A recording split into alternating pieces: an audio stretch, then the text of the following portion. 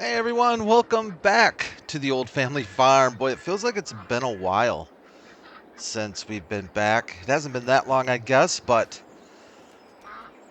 a lot of news to catch up with on the old family farm. First things first, we have advanced to July. We were pretty much wrapping up June. The last time we were together, I went ahead and did some field maintenance right over yonder. We do have some harvesting to do this month, but I went ahead and made an executive old family farm decision to go ahead and plant grass on this field. I limed it, fertilized. We need to put down another layer of fertilization this month, so don't let me forget to do that. Clearly, some weeds have grown, oddly, in just places I forgot to plant, I guess. I don't know what's going on there, but I don't think we're going to worry about those. Our field grass over yonder is coming back strong and healthy. I think it is completely up to date, 100% fertilized. Yeah, I think we're in good shape there. And of course, we've got our sorghum field over here that's continuing to grow healthy and strong, 100% fertilized. Our cornfield, of course, is continuing to grow healthy, looking very good over there behind the house. Second piece of news, besides moving into July, is made a little bit of a deal with Betty Lou. And we've got a new piece of machinery on the farm. Well, new old piece. Got rid of the FAR, was it? And moved up to the old Massey Ferguson. Oh, 3640. Isn't she a beaut? Little dirty, little rough on the paint. But I think she will perform quite well for us. At least we're going to find out. That's one thing we're definitely going to find out here this episode. Chickens are doing really well. Eggs are producing very nicely. Honeybees are doing well. Still getting some honey from them. Our cows, in case you were wondering, are doing quite well. Full health, just on hay. And yeah, they're maturing. So we're just going to let them continue on their merry way. We just need to check grass and water every once in a while. I think we're going to buy some more when we get some cash. I think we need to continue to get more in the barn. I think, what do we have? We have 10 or something like that right now? Yeah. I think we need to at least double that, if not triple that. It would be nice to get more of you little guys. Yeah. Kind of doing a little bit of a moonwalk thing going on there. But now that I see, that they don't take a lot of food and water, we should be able to easily keep up with them, even if we double, triple the count. So I think that's going to be in the game plan. In fact, we might just go ahead and do that. But let's get busy with doing some harvesting. Let's get this Massey going. nice little mod that came out a few days ago. I forget when this did come out. I think it's a new mod that came out. I don't think it was an update because I don't think I missed it, but I think it was a new mod last week, maybe even. But nicely done, nicely detailed. Just comes with a standard grain header, so we'll have to figure something out for corn head when we get to that point. But for now, she fires right up. Got some nice lights on it. Put the horn here. Let's check that out.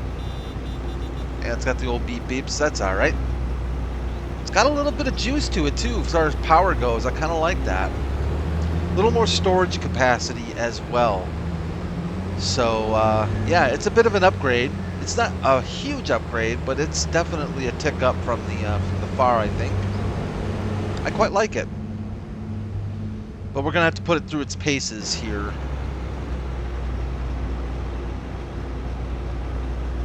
On our field. Let me see here. So we have an expected 97, kind of varies, doesn't it? Yeah.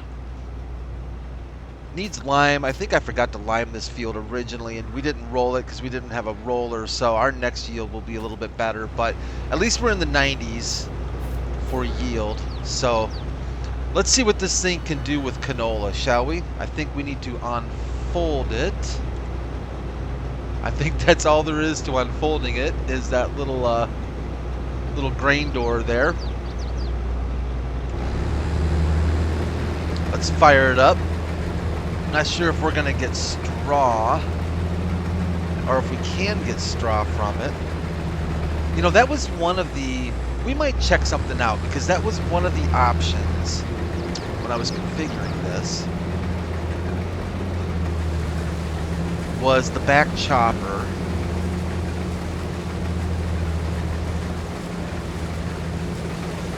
Looks like we are getting a swath though, doesn't it? Alright. Very good. I guess we'll take it. We'll take the straw. We can always sell the straw. We can always... I don't think we're not going to use straw for feed for the cows. We're going to stick with just hay and grass for the cows. See if we can do a little internal view, little inside view. See how that looks. So, like I mentioned, we've got a few pieces of news, and some of it does involve Betty Lou and Tiny. Interesting news, actually. Found out last night. Am I hugging that okay? Found out last night. Police came and escorted Tiny and Betty Lou out of the county. Arrested them. We think they're arrested, at least. That's the going theory at the moment. That's got a really nice little cascade of waterfall of straw back there. That looks pretty good. Yeah, I like it. Some nice moving parts there on the side. Not too shabby. Not too shabby. Rumor also has it that military police were involved in the raid. They first went to Tiny's campsite, his tent house up there in the hills. We all know Tiny lives in a tent up in the woods. I guess he was the first one nabbed. I think it was a simultaneous thing. I think they grabbed them both about the same time so that there could be no warnings given. Betty Lou was nabbed from her apartment above the store.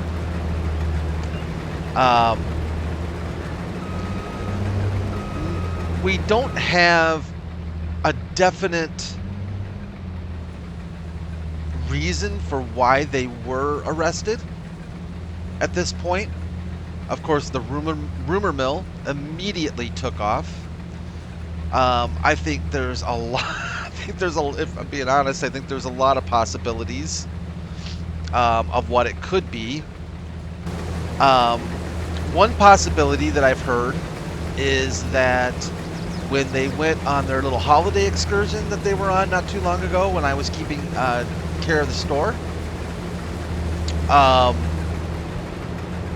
they actually went to Area 51 and broke in, snuck onto the Area 51 grounds, stole some government property to bring back with them.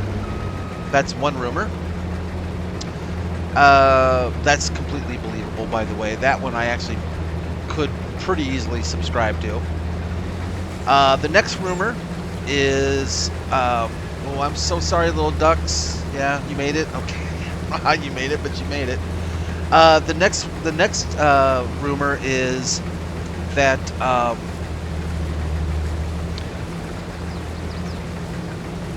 they're actually a government experiment gone horribly wrong.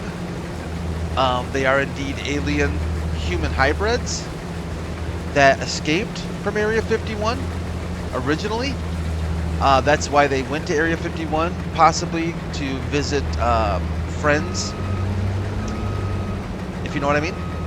And so they have been retrieved. If that is the case, we will probably not see them again, which really leaves a lot of questions to be answered then.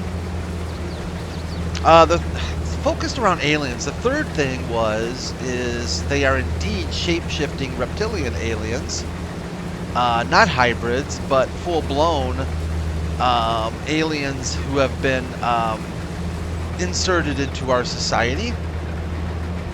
That one initially I didn't really give a lot of possibility to, but then after giving it some thought, it would explain some things. It would explain Tiny's mostly insect diet, and it would also explain something that I found that I didn't discuss with you originally. I don't like to be a part of the old sewing circle or the gossip rumor mill, but when I was caring for the store in Betty Lou's absence, I stumbled across, I don't know how to put this, I stumbled across a closet in her office, and inside that closet was a very large collection of wigs. And oddly enough, these wigs were all on mannequin heads with faces drawn on them, mostly of various presidents, which I thought was kind of weird. But so Betty Lou has a very large collection of wigs. Didn't know she wore a wig.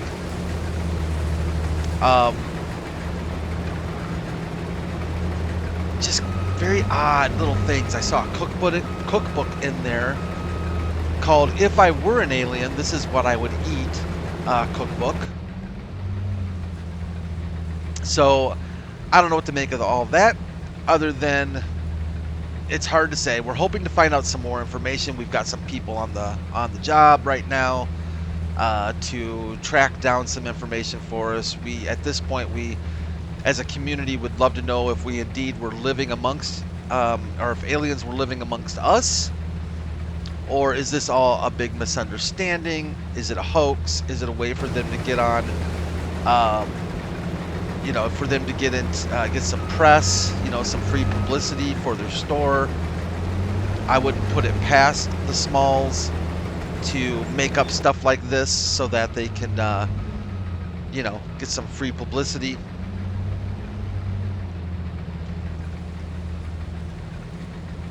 But I'm certain there will be more news to follow.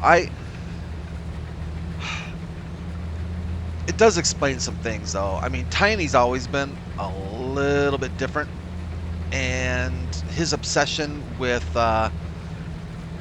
just kind of, you know, odd social issues. He's kind of never really fit in completely.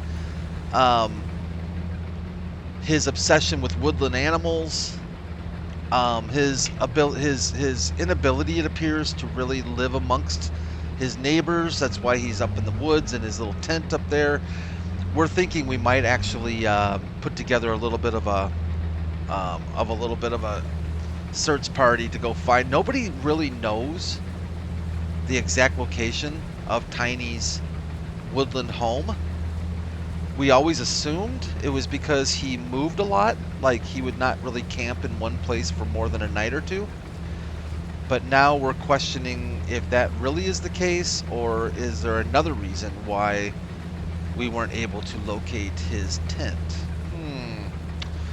So we might put together a little bit of a search party later and head up to the woods and see if we can't get some answers to all these questions. But things have been a little bit strange around here over the past since they were taken by the quote-unquote government, so to speak. Of course, it could just be for unpaid parking tickets, or, well, I was going to say stealing cable, which would totally make sense, but we don't have cable TV yet. But if they were to live in our time frame, yeah, stealing cable would make complete sense. All right, let me grab. What do we need? We can use you, JD. We'll take you for a little spin. Why not? Let's go grab our trailer so we can unload the harvester. So in the meantime, I am the de facto, pretty much the de facto store operator, I guess, more or less. I will have to pick up management of the store. I'm kind of the only one that's done it, and I'm probably the only one that actually has a key. So I am going to do my best to at least manage the stores while Betty Lou is gone.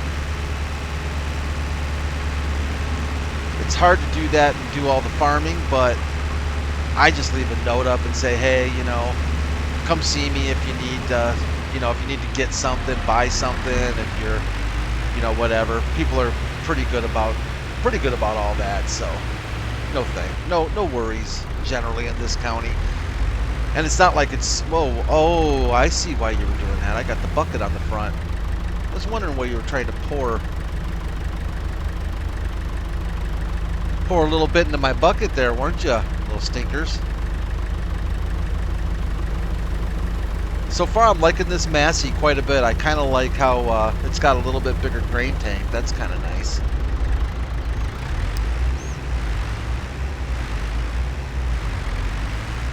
Yeah, John Deere's getting it a little bit. Having to dig a little deeper to get that wagon moving, aren't you there, buddy? Very nice.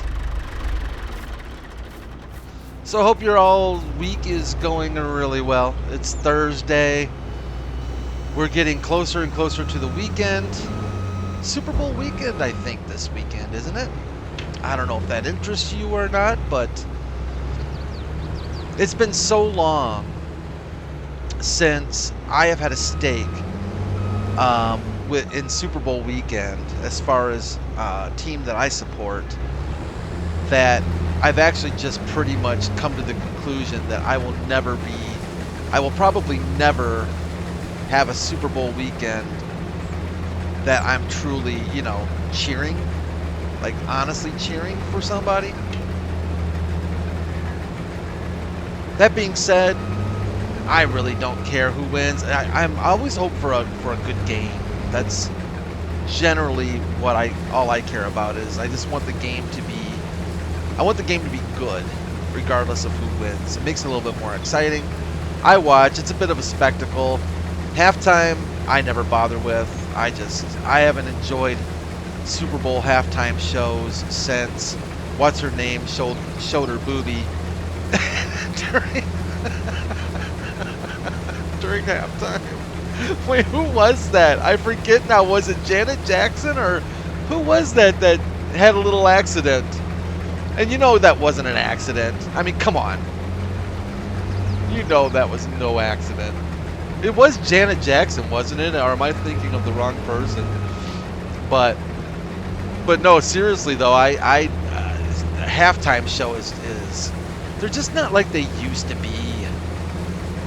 And maybe that's more on me, you know, because I'm not into current artists. I don't really care for that kind of music. I would rather, if I'm being completely honest, I would rather the halftime show be like some massive drum and bugle corps.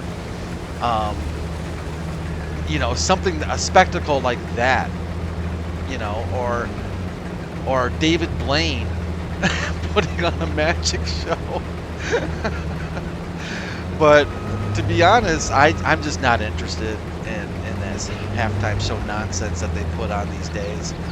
I actually was watching some of the old halftime shows from previous Super Bowls, and one of them was the Michael Jackson halftime show. Holy cow.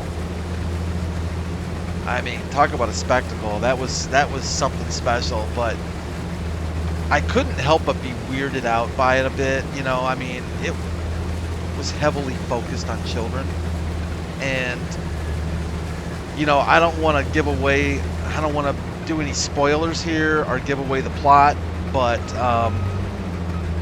Michael Jackson, you know, now that we know everything we do know, about him, at least apparently. I would say it's more than just rumor at this point, that it makes complete sense why his halftime show was so centered around children. But other than the creepy factor there, he was a pretty amazing entertainer, and that halftime show was kind of fun to watch. And then some of the older artists from the 80s, early 90s and stuff, some of those halftime shows are pretty cool. But current halftime shows, not really for me, you know. Commercials are always pretty cool. I feel like last year's commercials, unless I'm forgetting one of them, I feel like last year's commercials weren't quite as up to snuff.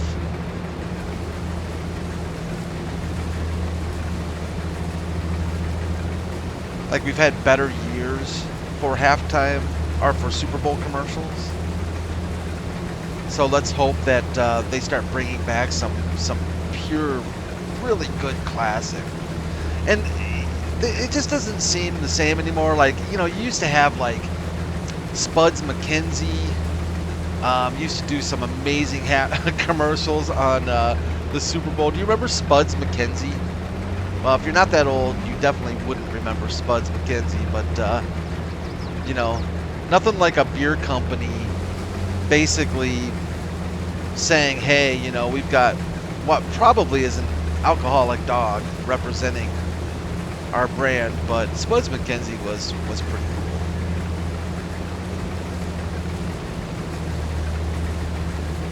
And they used to have the big, you know, the Budweiser commercials. Was it the Clydesdales and stuff like that? I do remember one of the Clydesdale commercials, or one of the Budweiser commercials, where the Clydesdales were playing football. One of them kicked like a field goal or something. I thought that was a pretty cool commercial. I do remember that, but I generally kind of like the funnier, satirical commercials and stuff like that are pretty fun to see. Nothing from last year sticks out in my brain as being really, really, really good. I might be forgetting one, but it would be nice to see an epic one come back out again. And what was that weird one? And my memory's gonna fail me here, but it was some kind of a monkey something mix. I can't for the life of me right now remember what that was. Wasn't he like Baby Monkey or something weird like that? Was it Baby Monkey? Like half baby, half monkey? It was just a weird thing, you know, but it was kind of funny because it was just so weird. Maybe it wasn't Baby Monkey. I kind of feel like it was Baby Monkey. And if it wasn't Baby Monkey, I feel like it should have been Baby Monkey.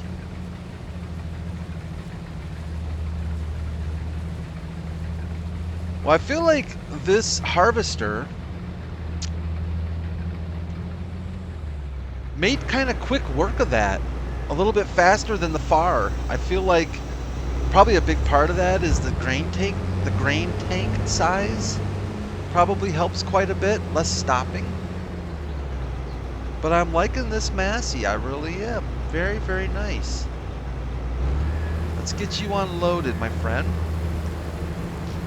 And that's going to do it for the big canola harvest here. Are you going to fill up my wagon? Not quite. Alright. I missed the squeak. I kind of missed the squeak of the pipe, if I'm being honest, though. The FAR had a nice... Whoa, dude! Where you at? You just gonna wait for me? Alright. The FAR had a really nice squeaky pipe. And this thing does not fit in our barn. The header's just like an inch too wide to fit inside our shed over there, so we're just gonna keep the butt end of it here.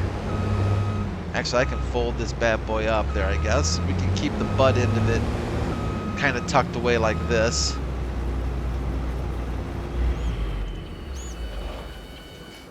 Nice, very nice. Good job, Massey. I'm proud of you. You did us well.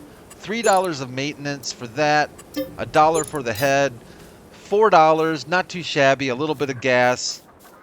I think it did us proud. Did us proud, no doubt. Haven't run the Jeep for a while. I should probably get that checked out. I make sure the battery's not dead. We haven't run the Jeep for quite a bit, actually. What are we gonna do with this canola? Are we just gonna do just outright sell? Probably, huh? Where is our canola sales in November? We'll tuck it away for now into our silo.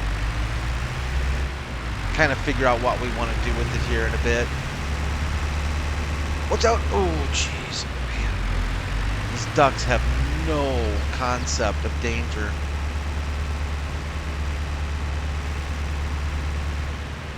I've got like 21 liters of canola in my scoop. Wait, what was that? Was that grass? Or I don't even know what that was. Did it just go on the ground, or did it actually go into the silo? I think it went into the silo. Maybe not. Who knows? Let's get this dumped off though here. What's going on here, people? Oh, come on. I'm close enough. Do I need to change the no? Tip side left. I want the tip side to be right. I can't be that far.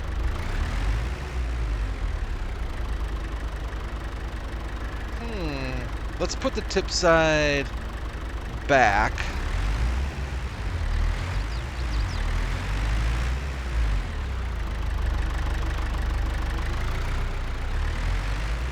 Am I missing it by that much? Really? Can't be. Okay, let's try tip side left. Wait, no tip side left? Where tip side back?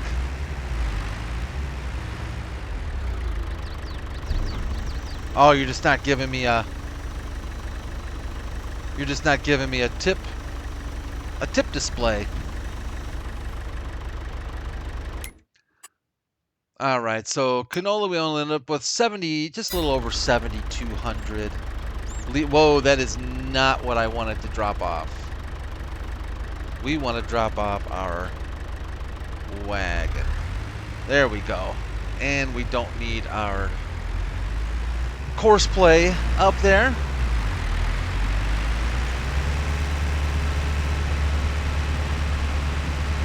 Not too shabby. Stay right there. Look at, see that, the sneaking ducks, man. It's like they run to danger, not away from it. All right, so we need to do some straw picking up. And what is our calendar looking like for planting? Nothing much this month. I don't think we'll do, I think we'll wait and either turn right around and do more canola or just wait a month for wheat or barley. But we do want to pick up our straw and do something with that. And I'm trying to think what would be... I guess we can hop right back in on the John Deere. I know our International does not hook up to our forage wagon. So we can't use that. So we'll just use the Deere.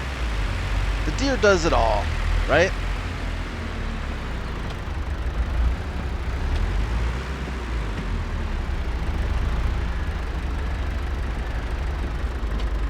Beautiful. Yeah, check out the corn. It's looking good. I'd say we did a pretty good job with this corn. Absolutely. 98% yield overall. Looks really good. What do we have? We've got a couple, 2, 3, looks like 3 months, I think, before we can harvest it. We should have a pretty good yield. That's actually a pretty decent amount of corn. We should do all right with that. I have no idea what we're going to do with that, though. I don't know if there's anything we can turn around and do a little bit of production with it or not, or if we're just going to sell it outright. Not entirely sure what production this map has built into it, if much at all. We could probably look and maybe consider adding some production to it if we want to do that. But if we look at corn, where are you, Mr. Corn? Basically, it's selling to the railroad or to the hay barn, seed and feed, which I'm taking care of right now. Yeah, I don't think there really is any production on this map at all. The only thing we've really got is our greenhouses over here, if you want to consider that a little bit of production. Maybe I'll look into doing something with adding. I mean, we've got plenty of land to be able to plop some things down. In fact, I think the mod author even gave us a couple of open spaces for putting down some production. So I'll look into that between now and the next time we're together here, and maybe we'll add something for corn. That sounds kind of good, doesn't it? Maybe get a dryer or something that we can extend it out and make a little bit more cash on, because we need to start considering getting our bank account a little bit more active. I'm pretty sure I have this on hard economy, if I remember correctly. Yeah. So it kind of explains a little bit why we're not just raking in the coin willy-nilly. But my guess is that back in the good old days of farming like this, they didn't rake in the coin just... Am I not? Oh, okay. They didn't just rake in our coin willy-nilly anyways. Had to work pretty hard at that stuff. Not that today's farmers don't work hard, but you know what I'm saying.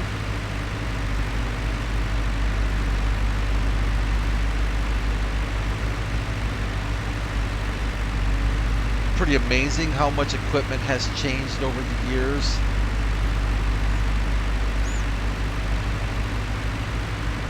I watched some of these videos about new farming technology, and it really is impressive how far things have come. But it's also impressive to me at how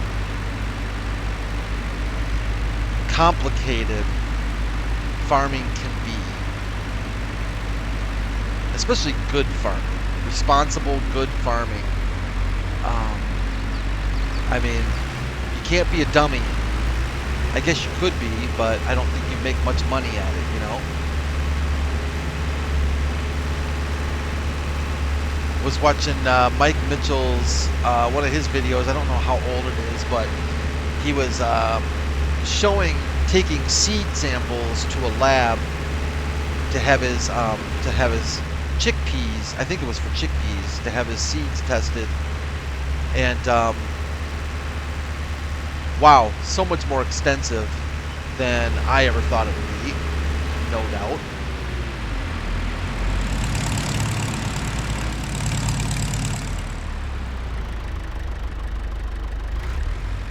Basically, I mean, from what I gathered from it, and again, I'm probably not going to get it completely right here, but basically, he takes a bag. It looked like probably a good, couple pounds worth of seeds, and they need to get a good cross section of seeds. They can't just grab seeds from one trailer load. They have to grab seeds from a variety of their harvests from different fields and stuff. So the better cross section you could get, the better your tests will provide. And then basically takes them to this place, and I guess they basically get the seeds to germinate. Is that right? Germinate, and kind of start the process, and they can test for all kinds of things. Disease, quality of the seed, what kind of yield expectation there's going to be. All kinds of things. I was curious to see what something like that must cost, because it was no simple, you know, quick task. And the lady that was running the joint, you could tell, like, she knew her stuff. Like, she knew it inside and out.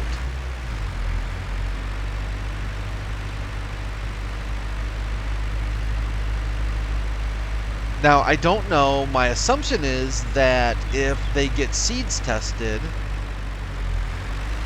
and I guess if the seeds don't test well, I don't know what they do other than have to buy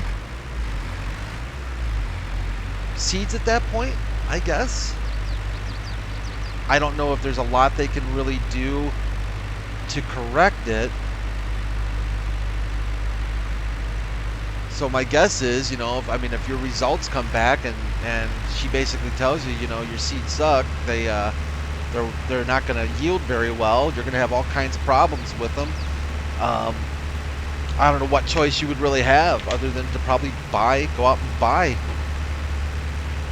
seed then. So I'm assuming that's why they're using their own seed, is for cost savings.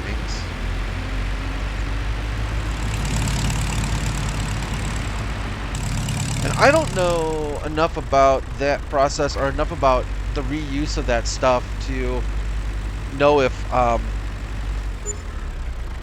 what you can, what crops you can do that with.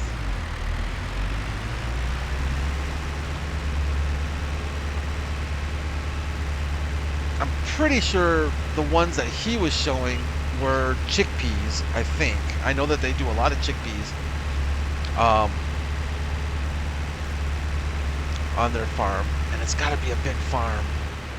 I don't know what the size of it is. I was thinking about looking it up on Google, because a lot of times you can look up these large YouTube channel farmers and find out, you know, more information about their farms and size and stuff. But he has got to have, it's got to be a big operation. I mean, I was watching a chickpea harvest, and they had, I think, 4 Fendt Ideal combines running at the same time.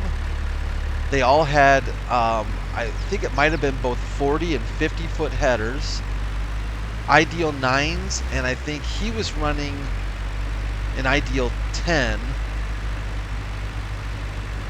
So these are not small combines, these are big combines. And they had 4 of them going. And my guess is you've got to have a pretty decent operation going on to do that. And I think, though, that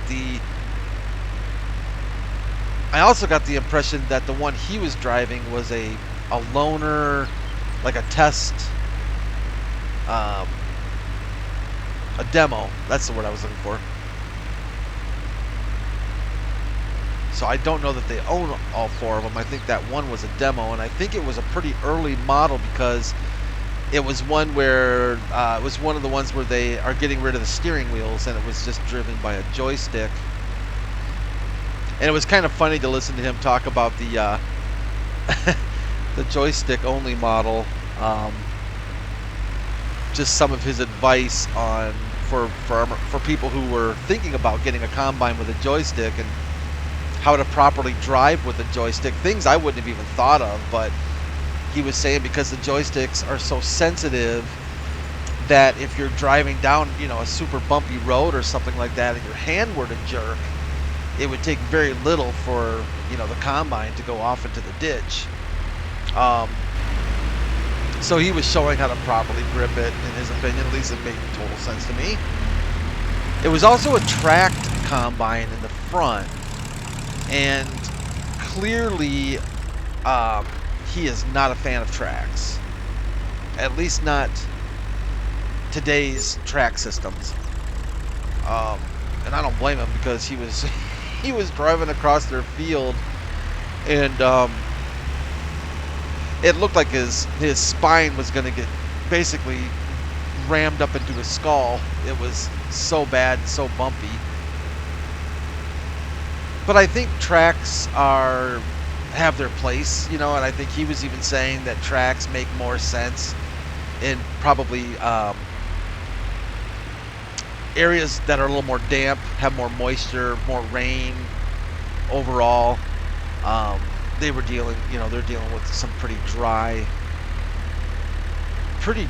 fields in general. So maybe tracks didn't make as much sense for them, but that Ideal Harvester is nice. It's pretty slick looking. It's an office I would not mind spending my... Come on, man. Get out of there. Fine, you're going to get scooped up into the bin. It's not an office I would mind spending my day in. No doubt about that. Especially with that joystick, because, I mean, it's just wide open view. That front windshield is huge, and you're just staring off into the beautiful, great outdoors. Driving a combine all day, listening to some tunes, air conditioning, or heat, I guess, if you needed it. Comfy chair. I mean, he's got GPS, so, you know, he was even showing how with guidance steering or GPS, how, you know, I mean, with these long runs that they were making, I mean, he could stand up in the combine, stretch out, almost pace. If there was so much room, you could pretty much get on the phone and start pacing back and forth if you wanted to. It's pretty amazing. But I guess, you know, that's what $500,000 or so will get you. And he had a honeybee header on the front of it that they borrowed, he said. So I'm assuming that video was made before the video I saw where he was talking about the pros and cons of the honeybee header. But I'm always fascinated with I don't know what's my favorite piece of farm machinery, but I'm always fascinated with combines. I have been since I was a little kid, I think, and I've always just been fascinated with combines and headers and just how they do what they do and how well they do it at the speeds they do it, you know.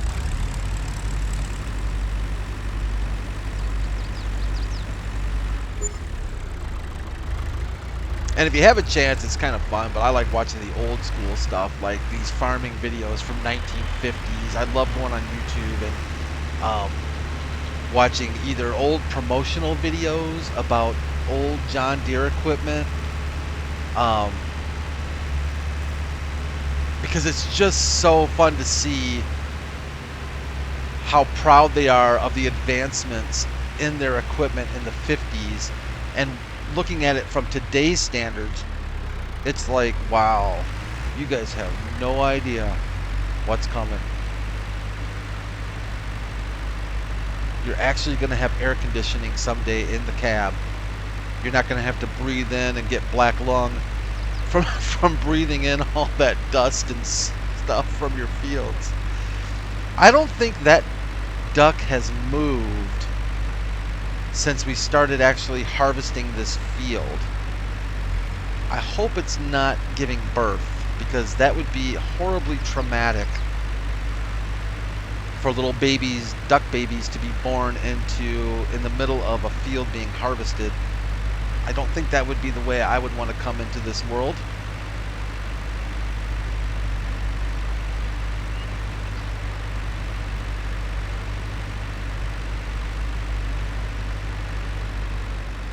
And I don't know if any of you enjoy this kind of thing, but if any of you are old Mystery Science Theater lovers, a weird thing for me was I never watched Mystery Science Theater when it was actually like originally on. At least not in any consistent level. I may have tuned into it a little bit here and there. I think it just wasn't my type of humor at the time. Maybe I was too young or something, but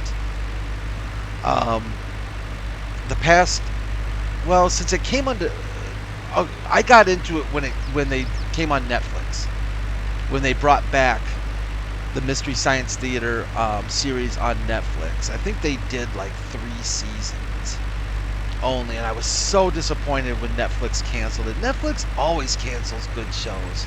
I hate Netflix for that.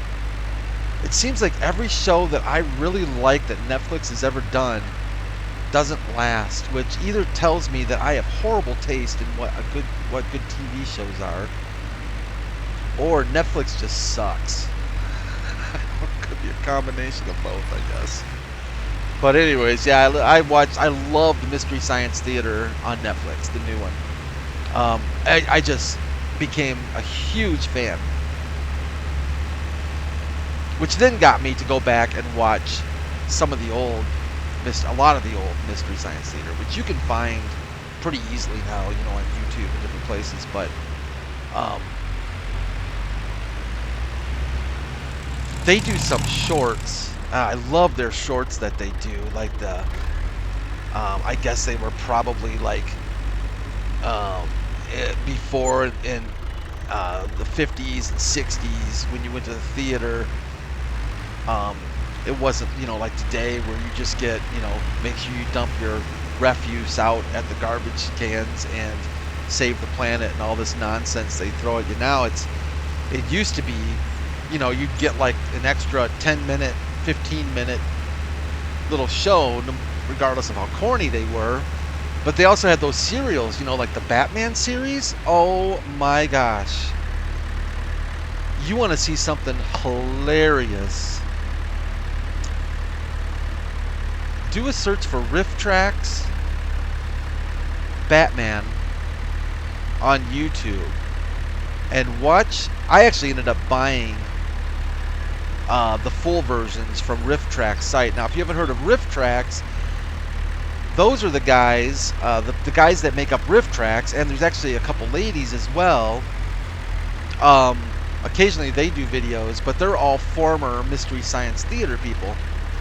And Riff Tracks does some hilarious stuff, but they did all 15, 16 episodes of the Batman, the original Batman series from the 50s. Was it the 50s? It might have even been the late 40s. And it is some of the funniest stuff I have seen. It's not super fun. It's funny without the riff tracks, but when you watch it with the actual riff tracks, with the guys commenting and stuff, it is some classic stuff. So I highly encourage you to check that out. It's a quick watch. It's not like you're going to sit down for hours on end. These were short, I think they called them serials, you know, that you would get, like, they're like 10-minute episodes, 15-minute long episodes at the beginning of a feature film. So it's not like you're going to invest a ton of time into watching it, but it's just so funny. Robin just gets destroyed all the time, but he deserves it because it's so bad. Robin's like 40 years old. Robin's like 40, this 40-year-old dude, and Robin is like a mid-30s, late 30s, he could maybe even 40 years old dude on Quaaludes, it seems like. And it's so bad, but it's so fun. So yeah, check it out. Riff Tracks, RIFFTRAX. They have their own website, but they oftentimes will post free stuff up on YouTube. They'll do shorts, but they'll also even post occasionally full-length movies on YouTube. And yeah. And if you liked Mystery Science Theater, you probably already know about Riff Tracks. But if you don't, and if you liked Mystery Science Theater, you'll really like Riff Tracks too. So. Well, that wraps it up for our canola harvest, I guess. That takes care of our harvesting and our grass collecting. We didn't really make a a lot of money on that straw, but you know what? Every little bit helps. If nothing else, it helps pay for the maintenance and gas and stuff like that that we need to pump out here on the farm. Let's probably put that bucket down so it doesn't fall and kill somebody, but we'll just take some chances. Like our new harvester, I think our new Massey's gonna do quite well here. It feels right at home, doesn't it? Here on the farm. Bees are doing okay. I think they're still giving us honey. It's really, really slow, but I think they're still... Give us more. I want more honey. But yeah, I think that's going to wrap it up for this episode. I think, whoa, dude, are you okay? Didn't see you laying there, buddy. How you doing? Yeah, just chilling? Okay. Your eyes are still glossy, so you must be alive. So yeah, I think the plans will definitely be to invest in some more cows. I think since we know what's going on there, I think we can do that. We'll need to get this field prepped up, decide what we're going to do with that, and continue on our merry way here on the old family farm. Hopefully I will find out some more information for you all on Tiny and Betty Lou. I'll let you know how our expedition goes into the hills. We're going to be heading up there, I think, tonight to go see if we can find Tiny's campsite, alleged campsite. Maybe some mysteries will be solved then if we can find that. I'm also going to, now that I know that I have kind of free reign over at the store, I'm going to do a little more digging over there as well, because I've got some ideas that maybe there's some other things I haven't found yet over there besides Betty Lou's wigs that might answer some questions for us too. So thanks again, everyone. I appreciate it. If you enjoyed the video, leave a like. That would be wonderful. Subscribe if you'd like to as well. And I will see you back in East Vineland, New Jersey on Kubota Farm tomorrow, Friday. Take care, everyone. And take care of yourselves and take care of everyone else around you. I'll see you soon. Bye for now.